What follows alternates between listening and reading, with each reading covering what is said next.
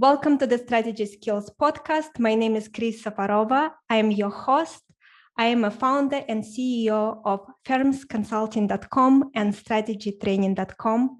Joining us today is Mark Mahaney. Mark is an analyst who has been covering internet stocks on Wall Street since 1998.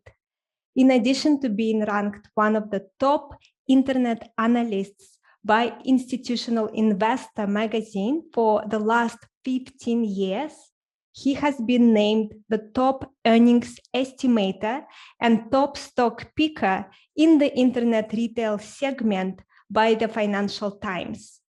TipRanks has put him on the top 1% of all Wall Street analysts in terms of 1 year stock picking performance. He's a regular contributor to CNBC, Bloomberg, and Fox News, and has been quoted extensively in the Wall Street Journal and the New York Times. Mark, thank you for joining us on the Strategy Skills podcast. Thanks for including me, Chris. So let's talk a little bit about what you have been doing. Can you give us a highlight reel of your career? What led you to what you are doing today? Okay.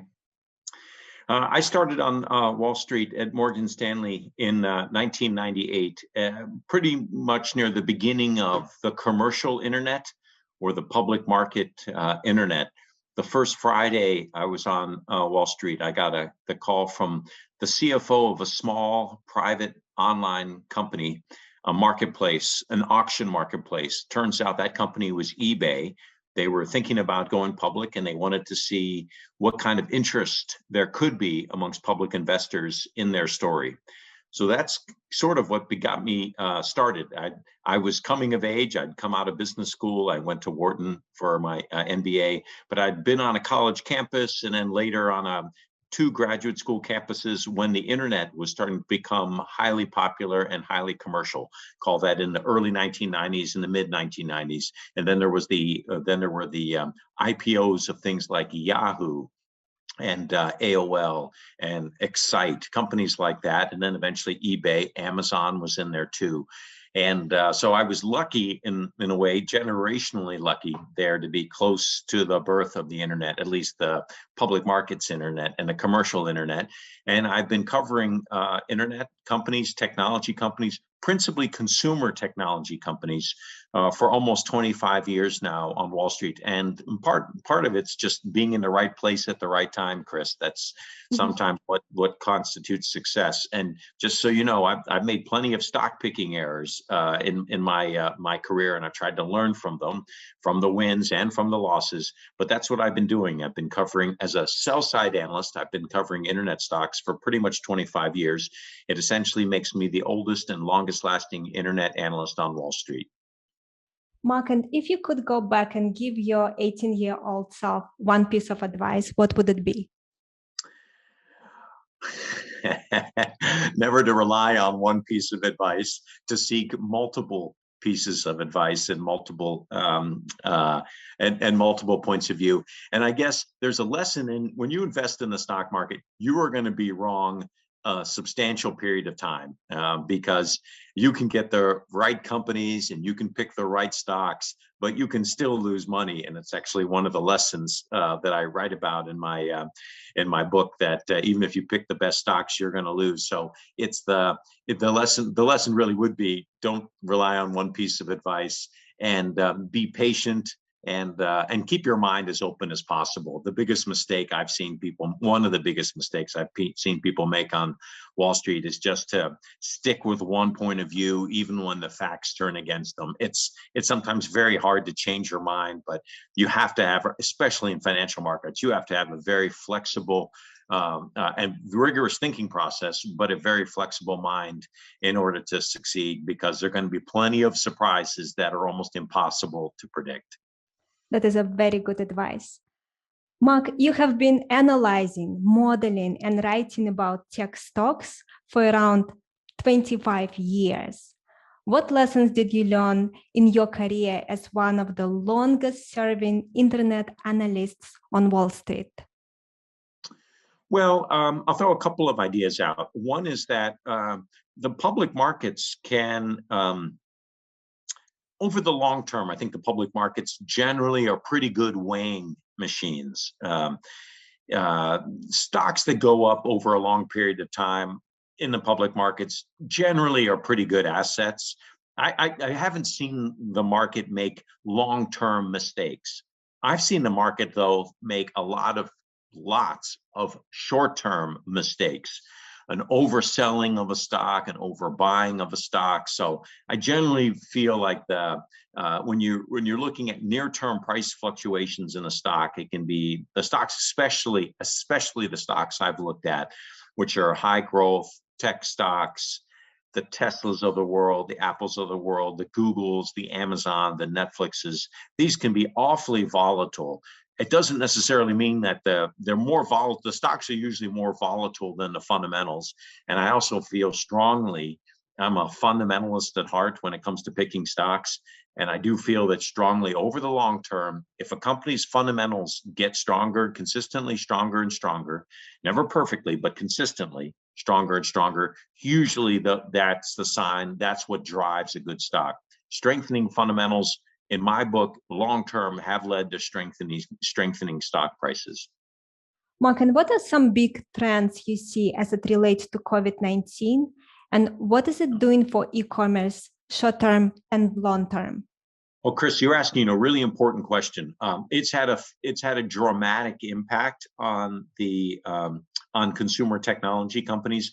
There's no doubt we've had a change, and I don't think it's been temporary. I think we've had a permanent change in consumer behaviors. And it comes from very different life experiences that occurred. I mean, people were forced to live remotely, work remotely.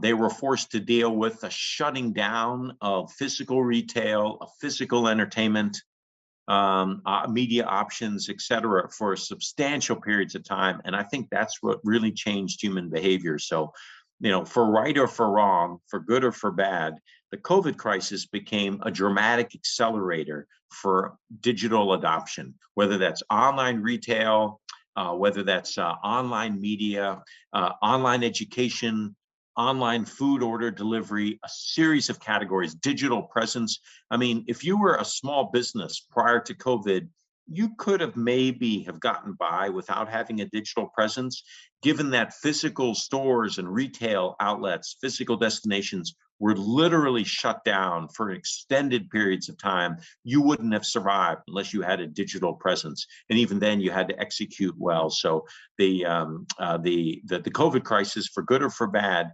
really highlighted the importance of having a digital presence. It really accelerated the overall adoption of digital activities, and really across the board. You mentioned e-commerce. That was a clear winner. There was just a surge in spend to online channels, and that surge has slowed down, but we're not going to reverse to where we were pre-COVID. Yeah, if you look at the statistics just in the US market, we went from about 15% online retail penetration to about 18% in a very short period of time. The quick explanation is generally we've had a multi-year transition to online retail channels. The COVID crisis accelerated that by 2, 3, and even 4 years. And after that 4 years, it continues to rise. We just had this dramatic acceleration in a short period of time. It's a new baseline, and we're going to continue to grow higher from that. That's been one of the most clear, fundamental takeaways from the COVID crisis for online companies, and especially for online retail companies. One of the common conversations I've been having, we see that big spike and acceleration of spending, and then the magic question is, how much of that spike is permanent? What are your thoughts on this? Yeah, I think that the COVID crisis, for good or for bad, created a permanent pull forward in demand for digital services, digital products. I think you had a window that was at a minimum 3 months and as much as 18 months, depending on where you were in the world, in which you live through really an advertisement for the benefits of online retail and online entertainment and online food delivery, online education, online communications like Zoom. And I think most people left that that education process convinced of the benefits of using online channels. So I think it has been a permanent pull forward of demand. That's the way I've tended to characterize the impact of the COVID crisis on digital companies and digital offerings. COVID was kind of a time machine that warped us 5-7 years into the future. And we had this rapidly accelerated adoption of digital shopping. And Amazon was particularly primed to be the structural winner of this. Can you talk to us a little about that? Yeah, I think there were a few companies that I think were really broad beneficiaries of the COVID crisis. And I want to be careful. I don't mean to sound that to sound like it lacks compassion. The COVID crisis has been a tragedy for our planet. But there were impacts on business models, and there were some companies that benefited from the surge in digital demand. And frankly, there were some companies that really allowed consumers and users to get through the COVID crisis easier. And I think Amazon was one of those.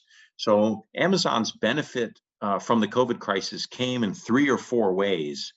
First is there clearly was an accelerated adoption of online retail.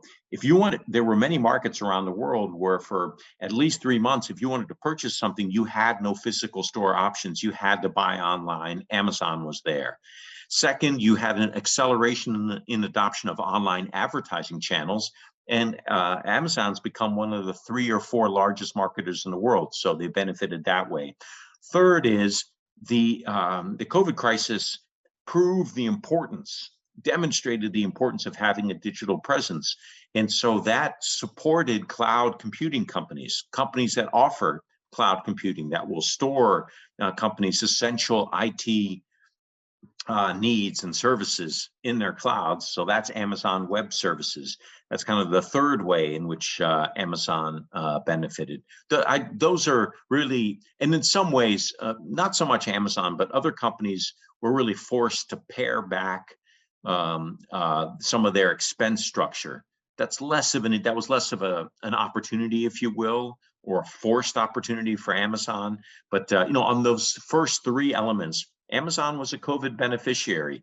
Their retail business benefited, their advertising business benefited, and their cloud business benefited. And I think there were many consumers and businesses that benefited from spending money on Amazon. If they didn't have the Amazon retail channel, the advertising channel, or didn't have Amazon Web Services, their businesses wouldn't have been allowed to grow, survive during the COVID crisis. So there was a symbiotic relationship that Amazon benefited and Amazon's customers benefited too from Amazon being nobody was prepared for the COVID crisis, yes. But to the extent that any company could be, Chris, Amazon was reasonably well positioned.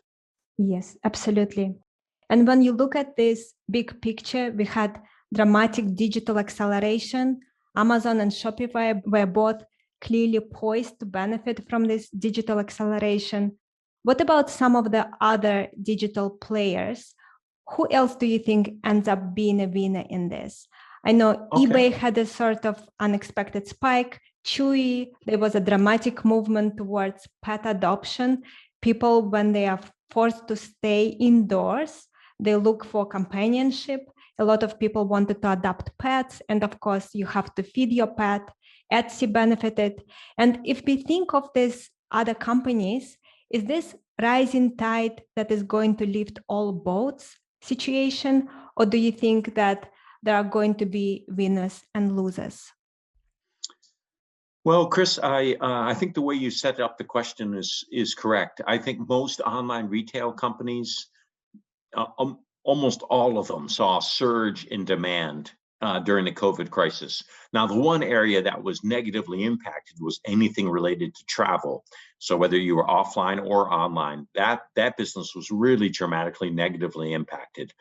Other ones that were positively impacted were the digital presence companies. I'm thinking companies like Wix, based out of Israel, GoDaddy, Shopify, based out of Canada. Those companies that really helped businesses emerge, operate, succeed online. So what I call web presence companies, they benefited too. Squarespace would be another company there. US-based company. And then there were digital entertainment companies, to some extent Spotify, which is based in Sweden, but definitely any streaming entertainment company. So Netflix was at the top. They had record number of new subscriber ads, Netflix did, in the March quarter of 2020 and in the June quarter of 2020, the two strongest quarters ever, precisely because people were looking for in-home entertainment options. I think Disney Plus would have also benefited from this. HBO Max, services, streaming companies that were online. And then finally, the online advertising companies. And I'm talking about Facebook, Google, Pinterest, Twitter, names like that, Snapchat. I think you would have seen most of them were initially hurt by the COVID crisis because there was just a shutdown in ad spend, but they very quickly reversed, and their fundamentals, they saw people accelerating their online engagement. You had a surge in usage in online media companies like Twitter, like Facebook, Instagram, TikTok. You had a surge in usage at those, and it gave those companies more opportunities to monetize that usage through advertising. So even the online advertising companies, they weren't necessarily a first wave COVID beneficiary, but I would call them a second wave COVID beneficiary. Yes. Mark, we talked at a high level about some of the lessons you had, but I think you have some specific lessons for investors regarding tech stocks. Could you go through those?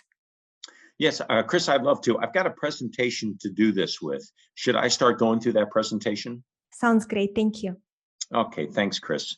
So this presentation is based on a book that I'll talk about later. And it's based on some lessons I picked up from watching investors and companies for 25 years, and particularly investors. And it's that there's one single lesson or one single mistake I've seen investors make, whether it's retail investors or institutional investors. It's trying to trade around high quality tech or growth stocks rather than invest in them. And that's really what led to me wanting to write the book, to try to address this, to try to get people to stop trading and really to start investing. And as I thought back on the 25 years I've spent covering technology stocks, my reaction was there has to be some lessons in here.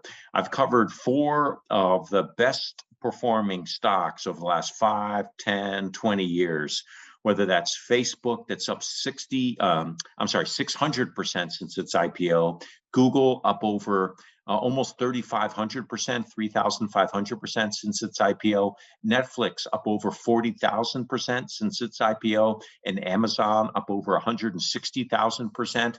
There have been massive winners, and I think there are investing lessons from there. Now, there have also been losers, and I've tried to draw lessons from there too, whether it's companies like AOL, Time Warner, Yahoo, eBay, and really some companies that really perform very poorly, like Groupon or Blue Apron. I try to draw lessons from both the successes and the misses, the successes and the failures. I did this, being the longest lasting internet analyst on Wall Street. And as you mentioned earlier, Chris, I've been covering these names for almost 25 years. And a weekly contributor to CNBC and Bloomberg TV, Fox TV, ranked by TipRanks relatively highly, top 1% of Wall Street analysts. So I've been doing this for a while. I had 3 very nice endorsements of my book from people like Kathy Wood and Jim Cramer and Scott Galloway. And as a warning, though, I talk about in the book about the mistakes I've made, because in the financial markets, you're always going to make mistakes. It's an odds business. You just hope to generate a reasonable winning percentage. And so I do highlight some of the mistakes I made in the book. the fact that I had a buy on Amazon back in 2003 when the stock jumped up 180%, or I put a buy on Blue Apron at the time of its IPO, and that stock cratered 60%. So I'm trying to be upfront about the wins I've had in the markets and the losses, and trying to draw lessons from both of those. So here are the lessons. First is when there's going to be blood in the market, i.e., you're going to suffer losses when you pick bad stocks, because you definitely, absolutely, positively will lose money in the market from time to time. Because even stocks that now may look like bad ideas, at the time look like sure things. My quip is that sure things can turn into sore things. This wonderful example on the right is Groupon, which went public back in 2011. The stock is off 93% since its IPO. It's been a disaster. But at the time of its IPO, this was a company that rebuffed a $6 billion takeout bid from Google. It had a CFO that came from Amazon. It was the fastest company to reach $1.5 billion revenue run rate, fastest company in history. And it was such an innovative business model at the time that it had hundreds of copycat imitators in a short period of time.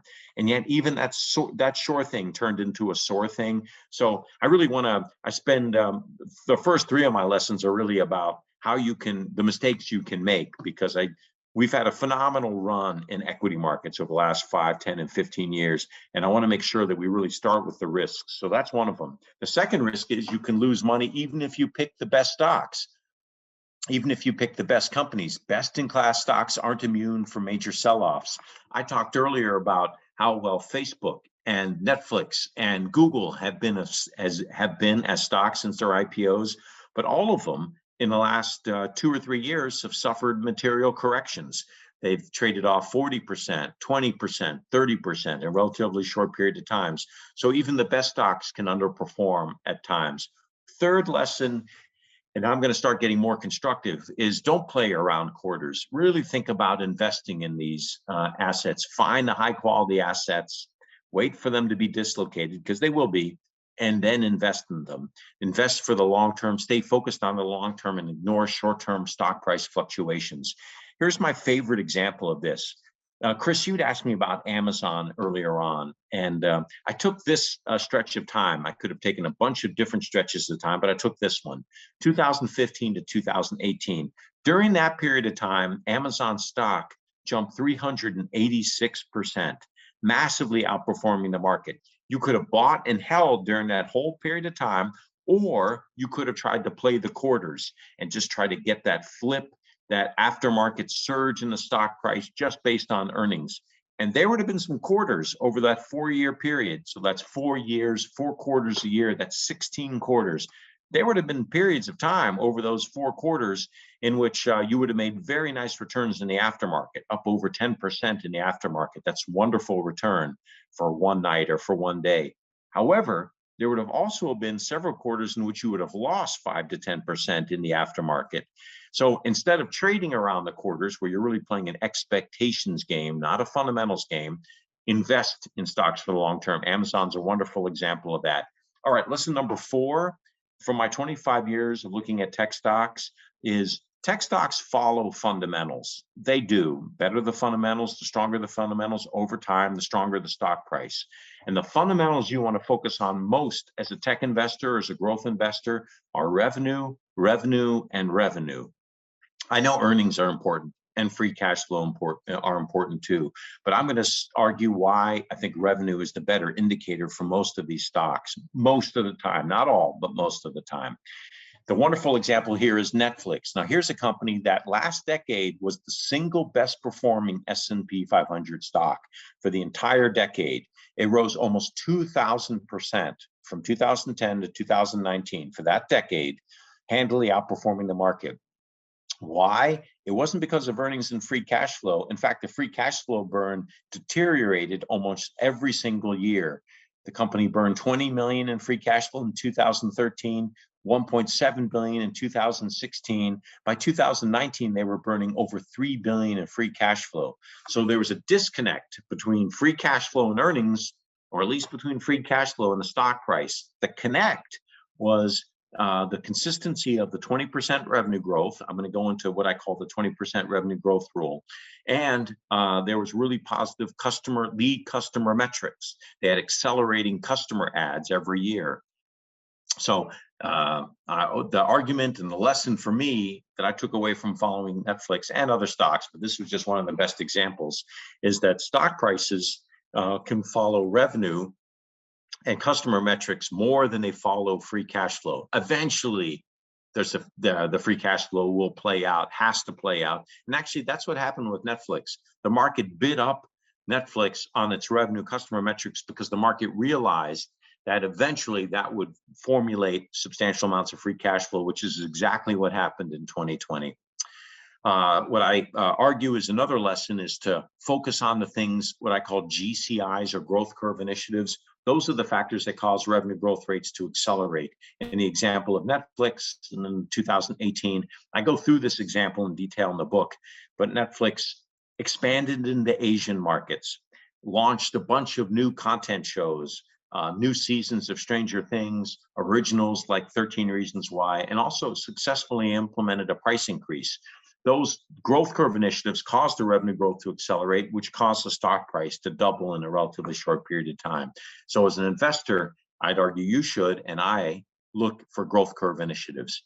And then I quickly hit on this 20% revenue growth rule. Again, I detail this in the book, but if you can find companies that at scale can sustain premium revenue growth, they're rare and they're highly valuable based on the analysis that we ran of the S&P 500 over the last couple of decades. It's rare to find companies that can generate consistent 20% revenue growth from scale.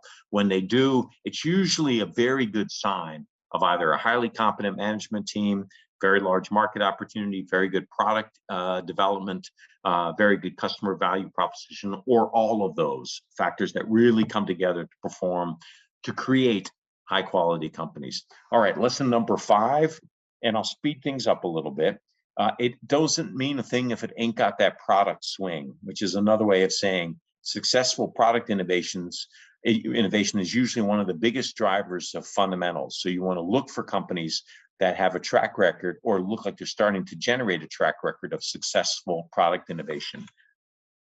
I refer to that as being a repeatable offense because management teams that successfully innovate once or twice, they probably have something in the culture or in the management team that allows really good innovation to occur. I use this example of Spotify as an example of how product innovation can really unlock a stock price. In the middle of 2020, you saw a dramatic increase in Spotify stock price. It wasn't because they were a material benefiter from the COVID crisis, not like a Netflix or a Peloton or a Zoom were, but it's because they rolled in a new product, which is they brought in podcasting, and the success of podcasting caused the market, the financial markets, to realize that Spotify's value proposition was broader and they could reduce churn, bring in subscribers better than people had realized. So the markets do respond to product innovation. Lesson 6 has to do with what I call TAMs, total addressable markets. And essentially, the bigger the TAM, the better, because TAMs matter. They can be expanded. They can help drive growth that leads to scale, and scale is what wins. And I specifically like looking for companies that have low penetration and large TAMs. Google is a wonderful example. Google was able to pull off 20% revenue growth for 10 years after hitting a 25 billion revenue run rate. There are only 2 companies in history that have been able to do that other than Google. And I'm going to identify those on the next slide. But what I want to try to get across here is you may not find another Google. There may be 1 or 2 others, probably one a decade that really comes along. But the basic point is you want to find companies that can pull a Google, that can grow revenue from scale, a couple of billion in revenue, that can grow revenue at a 20% clip for multiple years. And what helps that is that they have large TAMs, total addressable markets, and they have small penetrations of those TAMs. I talked about the 2 other companies that have pulled a Google. Yes, Apple and Amazon. All right, lesson 7, follow the value prop, not the money. What I really mean by this is you want to focus on companies with compelling value propositions to the consumers or customers rather than those with the great business models, because it's the first that create more value long-term than the latter. Okay, if you can put those 2 together, great. but customer-centric companies, I think long-term create more shareholder value than investor-centric companies. And maybe Amazon versus eBay, I'll just do one example here. I think this is a wonderful example. I mean, Amazon has become the king of online retail with a market cap that's 50 times greater than eBay today. That wasn't the case in the first decade of the consumer internet. Then eBay had a market value that was 6 times greater than Amazon. It had a much better business model. But when it came to selection, price, and convenience, factors that really matter to consumers, Amazon's value proposition was better. That's why it won long term. So follow the value prop, not the money. Lesson 8, managements matter most. Get the management team right, and you'll likely get the stock right. I talk about the key factors of stellar management. I look for founder-led companies, companies with long-term orientation, companies with great industry vision. My favorite example here may again be Netflix. Netflix was founded in 1998. The term really implied streaming of video, but it was impossible back then to stream video. It would have taken you 4 hours to download the first 5 minutes of Terminator, if you remember that movie. But the company was founded on that vision, and that vision came true about 10 years later when broadband speeds became robust enough for most consumer households. But I love to see that kind of vision and the ability of that company and its founder and co-founder and CEO, Reed Hastings, to really deliver on that vision. That's the sign of a great management team. I also like to find founder-led companies. I worked backwards on this. I looked for the biggest companies in the world and found that most of them were run or are still being run by their founders for substantial periods of time. I can give you a couple of examples of companies that succeeded without being founder-led. Priceline.com or Booking.com is one example. There are others, but I generally have found some of the most successful companies to be founder-led, so I have a bias when I look for that with investing. Lesson number 9, look for ballpark reasonable valuation. The nuanced point I'm trying to make here, one of my lessons from looking at these stocks for 25 years is, of course, valuation matters, but it shouldn't be the single most important factor in the investment process. And you have to be aware of precision traps because there's a lot of art to valuation. You're trying to figure out, valuation comes down to figuring out future cash flows or future earnings, applying what you think the market will be willing to pay for those at some point in the future and today. And if it's in the future, discounting it back. And there are a lot of assumptions in there. So I'd rather be ballpark right rather than perfectly wrong, if you understand what I'm saying there. And one of the cases I really spent a lot of time on in the book is looking at examples of value. How do you value companies with minimal earnings? And how do you value companies when they have no earnings? And a lot of tech stocks and growth stocks go public when there are no earnings. So how can you possibly buy those stocks? Well, what I lay out in the book are 4 logic questions you want to go through. You want to ask yourself, are there any public companies with similar business models that are already profitable? If a company as a whole isn't profitable now, are there segments within the business that are? Is there a reason? Number 3, is there a reason why scale can't drive a business to profitability? And finally, are there concrete steps that management can take to drive the company to profitability? If you can get solid answers to those 4 logic test questions, then valuation may well be warranted. There may be a case for a reasonable valuation, even for a company that today is losing money. This is one of the reasons why I like Uber as a stock. I detail this in the book, why I liked, as I was writing the book, why I liked Uber. I thought that they could do stuff, they could scale the business to profitability, and there were costs they could take out. All right, last thing is, if I'm going to leave you with one thing, and if the book highlights one thing to remember, it's what I call DHQ, hunting for dislocated high quality stocks. If you're investing in the market, you're trying to minimize 2 risks, valuation risks and fundamentals risks. The way you minimize, you can't eliminate, but you can reduce, hedge, somewhat minimize fundamentals risk, is invest in the highest quality assets out there. That's what I was trying to do with the last couple of lessons. Highlight what makes a high quality company. And when it comes to valuation, the way you want to try to hedge valuation risks, multiple risk, high multiple risk, is to buy stocks when they're dislocated, What's a dislocated stock? One that's 20 to 30% off from a peak, one that trades at a discount to its growth rate. If you can put those things together, find high quality stocks and buy them when they're dislocated, that's how you can make really nice returns, even amongst high growth, risky, high tech stocks. Again, this is what makes a high quality company. It's those looking for those tells of 20% revenue growth, companies that are very good at product innovation, face large TAMs, have very compelling customer value propositions, and have great management teams. And when will you see dislocation opportunities? Pretty frequently. Even the best stocks, and here's 4 of them: Amazon, Google, Facebook, Netflix. They became the FANG portfolio. All of these stocks had material dislocations, 20% plus trade-offs in the last couple of years. So dislocation happens. Anyway, those are the 10 lessons that I tried to draw together based on my 25 years of covering probably the single most explosive part. For the most part, good, but sometimes there were bad explosions. The single most explosive part of Wall Street over the last 25 years, and that's the internet sector. And the short-term lesson is don't play quarters, be long-term oriented. The long-term lesson is, the most important one is hunt for DHQs, or dislocated high-quality stocks. My book is called Nothing But Net. It's available for sale online at Amazon, barnesandnoble.com, etc. So Nothing But Net by Mark Mahaney. And that's, Chris, that's the overview of the book. Thank you, Mark. That was a value-packed presentation. Thank you for this. So you mentioned the most important takeaway, but what are some key takeaways you would like our listeners to walk away with after listening to this episode? I'm going to repeat something, Chris, because I think it's so important. Mm-hmm. It's that you want to look for dislocated, high quality companies.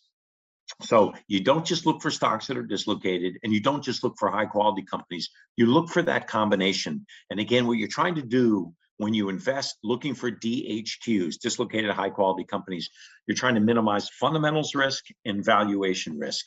And so you're looking for high quality companies. Again, what are those? Great management teams, compelling value propositions, not necessarily the best business models, but the best value propositions to consumers, customers.